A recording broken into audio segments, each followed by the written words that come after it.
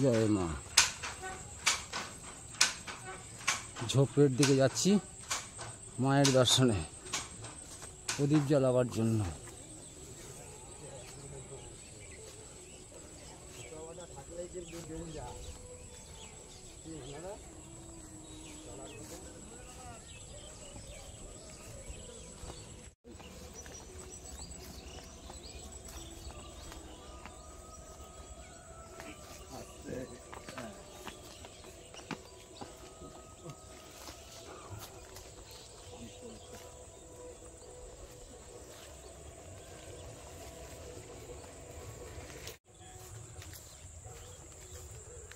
আমরা এখন মায়ের দর্শনে যাচ্ছি।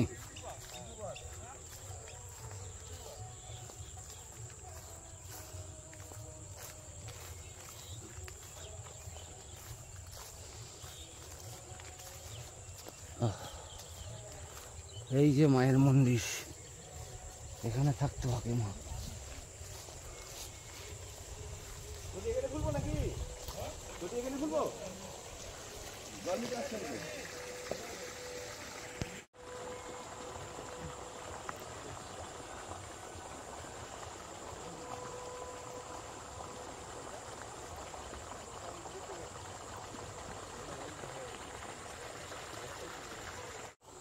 जय माँ, जय माँ। माते माते माते माते माते माते माते माते माते माते माते माते माते माता लगी माता।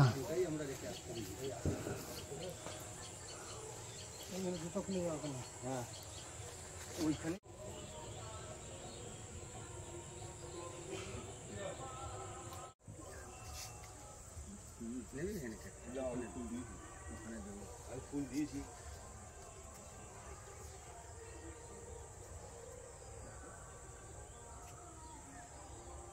এদিকে টাকা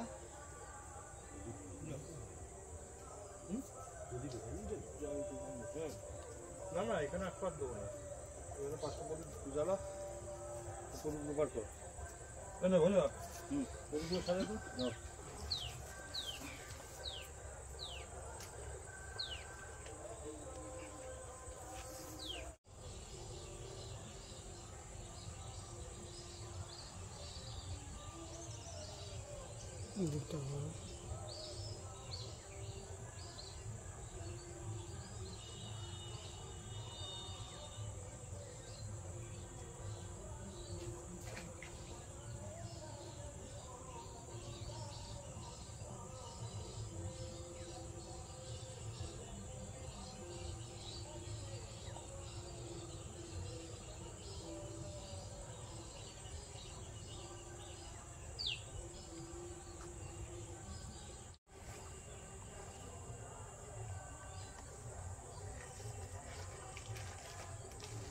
একটা প্রদীপ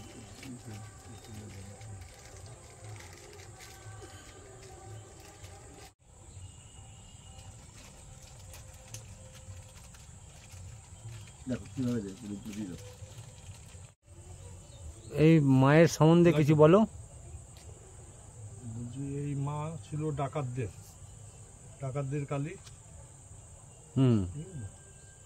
তা এইখানে মার শিলামূর্তি এই নিম গাছতলায় হতো প্রায় 400 বছর আগে। ডাকাতটা পুজো করতো। ডাকাতটা একবার ওই ডাকাতটা যেমন বলিদান করিয়ে ডাকাতি করতে যেত, যেটা আমরা শুনেছি, ওরমই ওরা বলিদান করিয়ে মাকে পুজো করে তারপর ডাকাতি করতে যেত। একবার কিছু পায়নি ডাকাতরা বলি দেওয়ার মতো, তো একটা শুয়োর পেয়েছে, শুয়োর বলি দিয়ে দিয়েছিল। তো মা খুব অসন্তুষ্ট হয়ে তাদের অভিশাপ দিয়েছিল যে তোরা নির্বংশ হয়ে যাবে। আর সত্যি তাই, এরা আস্তে আস্তে আস্তে আস্তে নির্বংশ হয়ে যায়। মা এখানে পড়েছিল।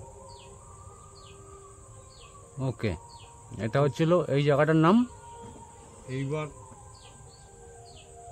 বহু বছর পরে তখন এদেরই কোন এরা যেহেতু পুজো করার সামর্থ্য ছিল না,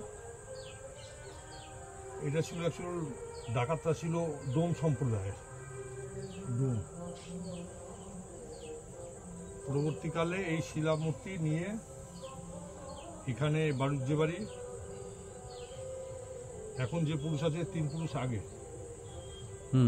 ওনার হাতে এই মাকে তুলে দিয়ে বললো আমরা অপারক, আমরা পুজো করতে পারছি না, আপনারা মার দায়িত্ব নিয়ে 20 বিঘা জমি এবং মাকে তুলে দিয়েছিল।